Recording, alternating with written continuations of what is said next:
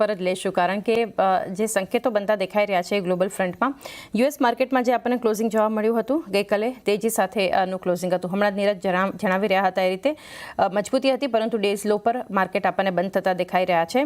આજે કઈ રીતે હવે સંકેતો તમે જોઈ રહ્યા છો? આજે યેન કરન્સી ફ્રન્ટ પર જોઈએ તો જાપાનીઝ યેનમાં પણ એક ઘટાડો આપણે જે જોઈ રહ્યા છીએ એના પર પણ એક ફોકસ છે. તો આ ગ્લોબલ સેટઅપ અત્યારે તમે કઈ રીતે જોઈ રહ્યા છો? Good morning Charlie. Definitely global setup જે મારો વ્યૂ છે કે એક સાઇડવેઝ કોન્સોલિડેશન જ ચાલી રહ્યું છે. કોઈ મેજર નેગેટિવિટી નથી. ડેફિનેટલી યુએસમાં ફ્યુચર હજુ નેગેટિવ ચાલે છે, પણ તમે સપોર્ટ્સ જોશો તો 10 દિવસની એવરેજ, 20 દિવસના બધા સપોર્ટ આસપાસ માર્કેટ છે અને ઇન્ડિકેટર્સ કોઈ જે ઇન્ડિકેટર્સ કે જે મોમેન્ટમ બતાવે કોઈ એવું નથી બતાવતું કે અહીંથી નેગેટિવ થશે હજુ અત્યાર સુધી. તો મને લાગે છે કે ચોક્કસ આજનો દિવસ મે બી સુસ્ત કારોબાર રહી શકે છે, બટ આઈ ગેસ કે માર્કેટમાં એક આવનારા વીકમાં તેજી આવી શકે છે.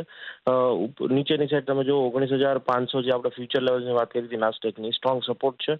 ડાઉ જોન્સમાં 39,500નો સપોર્ટ છે અને મંથલી તમે જુઓ તો આ વીકની જે એક્સપાયરી ફ્રાઇડેનું જે ક્લોઝિંગ હશે ગ્લોબલ માર્કેટમાં અથવા બધી માર્કેટમાં એક મંથલીમાં એક ક્લોઝિંગ ગણાશે. તો મંથલી ચાર્ટ્સ આર પોઝિટિવ ચાંદની. એટલે મને નથી લાગતું ગ્લોબલમાં ખાસ કરીને જે આપણે વેસ્ટર્ન કન્ટ્રીઝ કહીએ, ડેવલપિંગ કન્ટ્રીઝ લાઈક યુરોપ અને યુએસ, તે કોઈ મેજર ઘટાડો આવે એવું અત્યારે સંકેત નથી. આ ઘટાડો સુસ્ત કારોબાર, સાઇડવેઝ કરેક્શન છે, એટલે કોઈ ગભરાવાની જરૂર નથી. જી, હાલ કોઈ ગભરાવાની જરૂર નથી. આમ પણ કુછ આપણે જોઈએ ગ્લોબલ સંકેતો ભલે થોડા એટલા સપોર્ટિવ નથી, પરંતુ ડોમેસ્ટિક ટ્રિગર્સ આપણી સામે એટલા મહત્વના અને સ્ટ્રોંગ છે કે સેટઅપ તમે જુઓ અત્યારે તો પહેલાં એફઆઈએસ તરફથી અને ડીઆઈએસ તરફથી જોઈએ તો 3,535 કરોડનું એક નેટ સેલિંગ છે, પરંતુ એની સામે તમે જુઓ ડીઆઈએસ 5,103 કરોડની એમણે ખરીદારી કરી છે. જબરદસ્ત બાઇંગ ફિગર આવતો દેખાડી રહ્યું છે. સાથે વાયદા કારોબારમાં ઇન્ડેક્સમાં જે એફઆઈએસની પોઝિટિવિટી છે એ પણ ઘણી મહત્વની છે કેશના વેચવાલી કરતા, કારણ કે એફઆઈએસ ઇન્ડેક્સ ફ્યુચરમાં 2,885 કરોડ ખરીદ્યા છે, તો સ્ટોક ફ્યુચર્સમાં પણ 6,486 કરોડની ખરીદારી કરી છે. તો જોરદાર મોમેન્ટમમાં એફઆઈએસ દેખાઈ રહ્યા છે. ઇન્ડેક્સમાં જોરદાર એક ખરીદારી પણ એમના તરફથી બતાવી રહ્યા છે. નેટ લોંગ જોઈએ તો 2 લાખથી વધારે હવે આપણને દેખાડી રહ્યા છે. આ ફિગર્સ કઈ રીતે જોઈ રહ્યા છો? આ નંબર્સ કેટલા પોઝિટિવ રહેશે બજાર માટે?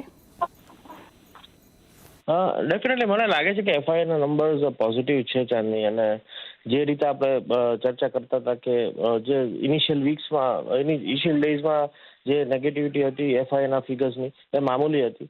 તો મને લાગે છે એફઆઈઆઈના હવે નેટ લોંગ પોઝિશન્સ સસ્ટેન કરશે અને ફ્યુચરની જે પોઝિશન છે એ જ મહત્વની છે, કારણ કે કેશમાં તો આપણે જાણીએ છીએ ઘણી બધી કોર્પોરેટ એક્શન થાય છે, બલ્ક ડીલ્સ થાય છે, એટલે ફિગર્સમાં ચેન્જીસ આવી શકે છે. બટ મને લાગે છે ક્યાંક ને ક્યાંક ઓવરઓલ વ્યૂ પોઝિટિવ જ છે. આજે ખાલી એક્સપાયરી છે એટલે થોડું વોલેટિલિટી અને ફિગર્સ થોડા કાલે ડિસ્ટર્બ આવી શકે છે, બટ ઓવરઓલ વ્યૂ મારો પોઝિટિવ છે. અને એફઆઈએસના ફિગર્સ જે રીતે સ્ટોક ફ્યુચર્સ ને ઇન્ડેક્સ ફ્યુચર્સમાં આવી રહ્યા છે છેલ્લા 6 દિવસથી, net two net they are long, so that is a positive thing. તો એક વ્યૂ ખાસ કરીને બનતો દેખાડી રહ્યું છે એફઆઈએસ અને ડીઆઈએસના નંબર્સ તરફ. હવે જે સ્ટ્રેટેજી બનાવીએ કુછ મંથલી એક્સપાયરી નિફ્ટી માટે, તો જે રીતે આપણે જોઈ રહ્યા છીએ ગઈકાલનું જે ક્લોઝિંગ નિફ્ટીનું આવ્યું છે 23,868ના લેવલ્સ પર સ્પોર્ટમાં આપણને નિફ્ટીએ ક્લોઝિંગ આપ્યું છે. ખાસ કરીને જે એક મહત્વનું હતું, જે તમે પણ મને યાદ છે ગઈકાલે મોર્નિંગ સ્ટ્રેટેજીમાં આપણે ચર્ચા કરી રહ્યા હતા, માર્કેટની મજબૂતીમાં નવા રેકોર્ડ તરફ હવે રિલાયન્સના કન્ટ્રીબ્યુશનની એક રાહ હતી જે ગઈકાલે આપ્યું છે. એટલે તમારો ટ્રેડિંગ કોલ પણ ગઈકાલે જે હતો એના જબરદસ્ત ટાર્ગેટ અચીવ થતા દેખાય, એક નવા રેકોર્ડ પર રિલાયન્સ ઇન્ડસ્ટ્રીઝ આપણને પહોંચતી દેખાય. તો એનું કોન્ટ્રીબ્યુશન આપણે જોયું ગઈકાલે માર્કેટમાં. તો હવે આજે મંથલી એક્સપાયરીના દિવસે 24,000ની સ્ટ્રાઇક પર સૌથી વધારે કોલ રાઇટર્સ આપણને દેખાયા. ત્યારબાદ જોઈએ તો 23,800, 23,700 અને 600 આ સ્ટ્રાઇક પર આપણને પુટ રાઇટર્સનો ઝોન દેખાયો હતો. કઈ રીતે ગિફ્ટ નિફ્ટી તો આજે થોડા ઘટાડાના સંકેત આપી રહ્યું છે, પરંતુ તમે હવે એક્સપાયરી ક્યાં જોઈ રહ્યા છો નિફ્ટી માટે? ડેફિનેટલી મને લાગે છે એક્સપાયરી 24,000ની નીચે જ થશે. અત્યારે કોઈ સંકેત નથી લાગતા કે 24,000 ઉપર જઈને શોર્ટ કવરિંગ આવે. એનું કારણ છે કારણ કે આ એક્સપાયરી મંથલી છે. દેટ ઇઝ ઇમ્પોર્ટન્ટ બીકોઝ કે આપણે જે ઇલેક્શન રિઝલ્ટ હતા એટલે મને ખ્યાલ છે જે વીકલી ઓપ્શન હતા એની આઈવી એટલી ઉપર હતી કે લોકોએ પોઝિશન્સ મંથ એન્ડના ઓપ્શન્સમાં કરી છે. એટલે જે પણ સ્ટ્રેટેજીઝ આપણે ઇલેક્શન માટે કરેલી છે ટ્રેડર્સોએ એ આજે બધી સ્ક્વેર ઓફ થતા જોવા મળશે. તો ક્યાંક ને ક્યાંક મને લાગે છે 24,000ની ઉપર નહીં જાય માર્કેટ, અને કારણ કે નીચે તમે જુઓ તો 23,500 23,600 સપોર્ટ છે. એટલે જે રીતે સુસ્ત કારોબાર છે તો મને લાગે છે ઓપનિંગ મિનિટ્સમાં નિફ્ટી ગેપ ડાઉન થઈ શકે છે. નીચે એક કરેક્શન પણ આવી શકે છે, પણ એ ઓપોર્ચ્યુનિટી હશે બાય કરવાની. મને લાગે છે એક્સપાયરી 23,950 ની આજુબાજુ આવી શકે છે. તો ઓવરઓલ વ્યૂ આજે કોઈ ખાસ મોમેન્ટમનો નથી, બટ યસ ડેફિનેટલી વોલેટિલિટી રહેશે. 24,000 સ્ટ્રોંગ રેઝિસ્ટન્સ જ રહેશે. મને લાગે 24,000 ની ઉપર આવતીકાલે જશે જો ગ્લોબલ માર્કેટ સપોર્ટ કરે તો. તો એક આ વ્યૂ બનતો દેખાઈ રહ્યો છે આ જે 24,000ની આસપાસની એક્સપાયરી માટે નિફ્ટી માટે. નિફ્ટી બેંકની હવે સ્ટ્રેટેજી, કારણ કે જે રીતે આપણે જોયું ગઈકાલના પરફોર્મન્સમાં HDFC બેંક એક બેકફૂટ પર આવ્યું, પરંતુ ICICI બેંક અને એક્સિસ બેંક તરફથી કન્ટ્રીબ્યુશન સતત જોયું અને 52,870 પર નિફ્ટી બેંકમાં આપણને ક્લોઝિંગ આવ્યું છે. અને 53,000ની સ્ટ્રાઇક પર લગભગ 18 લાખ શેર્સનું એક આઉટસ્ટેન્ડિંગ હોય આપણે જોઈ રહ્યા છે. નીચે જોઈએ પુટ રાઇટર્સ માટે તો 53,000, ત્યારબાદ 52,900 અને 52,500 પર આપણને થોડું ઘણું પુટ રાઇટિંગ થતું દેખાયું. કઈ રીતે તમારો હવે આના પર એક વ્યૂ રહેશે નિફ્ટી બેંકના લેવલ્સ ખુશ? ડેફિનેટલી નિફ્ટી બેંકમાં જે આપણે ચર્ચા કરેલી છે, મને લાગે છે 51,500, હવે પોઝિશનલી ખાલી વાત કરીએ છીએ તો 51,500 સારો સપોર્ટ છે. એ બ્રેકઆઉટ લેવલ હતું ને ઉપરની સાઈડ 54,000ના લેવલ એક્ટિવેટ થયા છે. બટ યસ હવે જે વન વે નહીં આવે, it will take to some time, એટલે કરેક્શન આવશે.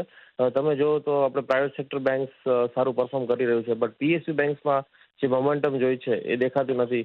કેનેરા બેંક, BOB, SBI કાલે સારા એવા પોઝિટિવ ઓપન થયા, સસ્ટેન ના થયા.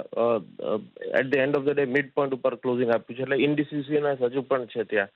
તો મને લાગે છે જ્યાં સુધી PSU બેંક્સ સપોર્ટ નહીં કરે ત્યાં સુધી બેંક નિફ્ટી હવે 53,000 ઉપર જવું થોડું મુશ્કેલ છે, કારણ કે પ્રાઇવેટ સેક્ટર બેંક રોજ તો ના ચાલી શકે. એટલે I guess buy on dips 52,200નો એક મારો શોર્ટ ટર્મનો સ્ટોપ લોસ છે. એટલે કોઈ પણ ઇન્ટ્રાડે અથવા BTST પ્લેયર્સ હોય બેંક નિફ્ટી તો ઓપનિંગ મિનિટ્સમાં નહીં પણ આજના દિવસે જો કંઈક કરેક્શન આવે છે તો 52,200ના સ્ટોપ લોસથી બેંક નિફ્ટી બાય કરો. ઉપરની સાઈડ પહેલો ટાર્ગેટ પોઝિશનલી 53,100 ને એની ઉપર 54,000ના ટાર્ગેટ દેખાઈ રહ્યા છે. એક આજે એક્સપાયરી છે એટલે હું સ્પ્રેડ સ્ટ્રેટેજી આપીશ. ગમે એક બાજુ રિસ્ક નહીં લઉં તો HCL ટેક ખરીદવાની સલાહ, લોંગ કરવાની સલાહ છે. 1410નો સ્ટોપ લોસ, ઉપરની સાઈડ 1490નો ટાર્ગેટ, અને સામે હેજ કરવા માટે સેલ કરો ટાટા મોટર્સ, 975નો સ્ટોપ લોસ ફ્યુચરમાં જુલાઈ એક્સપાયરીનો.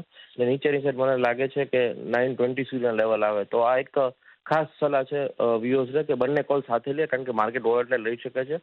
તો સ્પ્રેડ રહેશે તો ઇટ વુડ બી સેફ. બે બાય રેકમેન્ડેશન છે. પીડીલાઇટ ઇન્ડસ્ટ્રીઝ પહેલો બાય છે. ગઈકાલે અર્લી ચાર્ટ્સ પર એક ફ્રેશ બ્રેકઆઉટ કન્ફર્મ થયા છે. રિસન્ટ ટોપ્સને કનેક્ટ કરીએ તો 899નું બ્રેકઆઉટ કન્ફર્મ થયું છે સારા વોલ્યુમ સાથે. 3174નો ક્લોઝ છે. 3132નો સ્ટોપ લોસ રાખી 3250ના ટાર્ગેટ માટે લઈ શકાય. સિમેન્ટ સ્પેસનો બિરલા કોર્પ બીજી પસંદગી રહેશે. અને ઇનફેક્ટ અલ્ટ્રાટેક ઇન્ડિયા સિમેન્ટમાં જે બ્લોક ડીલ થકી શેર્સ બાય કર્યા છે તો આખા સિમેન્ટ સ્પેસમાં આજે મોમેન્ટમ જોવા મળશે. અને બિરલા કોર્પ ઇનફેક્ટ આપણે ગઈકાલે ઇવનિંગ શોમાં પણ રેકમેન્ડ કર્યો હતો, ફરીથી રિટ્રેટ કરીશ. 1574નો ક્લોઝ છે. ડેલી ચાર્ટ્સ પર એક સ્ટ્રોંગ બ્રેકઆઉટ તરફ આગળ વધી રહ્યો છે. 1535નો સ્ટોપ લોસ રાખી 1625ના ટાર્ગેટ માટે લઈ શકે. 3 થી 4 દિવસનો ટાઈમ ફ્રેમ બેઉ રેકમેન્ડેશન માટે, અને આ બેઉ સ્ટોક અમે મારા ક્લાયન્ટ્સને પણ રેકમેન્ડ કરેલ છે. બે ટ્રેડિંગ આઈડિયાઝ રહેશે. એક છે આપણે જોયું કે ગઈકાલના સેશનના અંદર બધી સિમેન્ટ કંપનીઝ ફોકસમાં હતી ને cement sector as a whole continuously અપનું ટ્રેન્ડ જોવા મળ્યો હતો.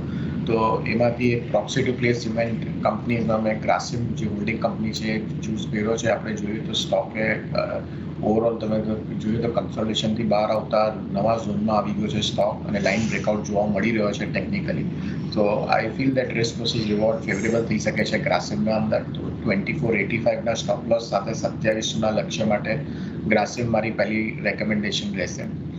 સેકન્ડ છે આપણે જે હિસાબે સેટઅપ જોઈ રહ્યા છે મેટલ પેકના અંદરથી છેલ્લા 2 દિવસથી થોડું સાઇડવેઝ જોવા મળી રહ્યું છે અને પ્રોફિટ બુકિંગ લાગી રહ્યું છે ઉપરના લેવલ પર. મારા ખ્યાલથી ઘણા બધા સ્ટોક્સ મેટલ્સમાં હવે સપોર્ટની આસપાસ ટ્રેડ થતા જોવા મળી શકે છે. એમાંથી મારી ફેવરેટ છે ઇન્ડાલ્કો. મારા ખ્યાલથી 664ના સ્ટોપ લોસ સાથે લોંગ કરવાની મારી સલાહ રહેશે. મને લાગે છે 700 સુધીના લેવલ આપણને ઇન્ડાલ્કોમાં જોવા મળશે. So good morning, Janni, and to all the viewers.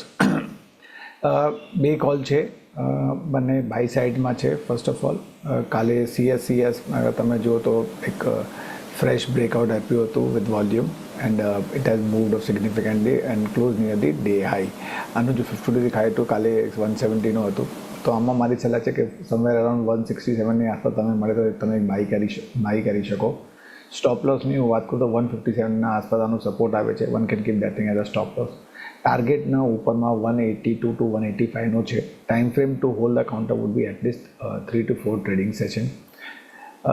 બીજો જો કોલ છે આમાં બાયોકોનનો છે. હું અગર overall structure of the chart અગર તમે જુઓ તો હાઈ ટોપ હાઈ બોટમ ફોર્મેશનમાં ટ્રેડ થાય છે શોર્ટ ટર્મ ટાઈમ ફ્રેમમાં.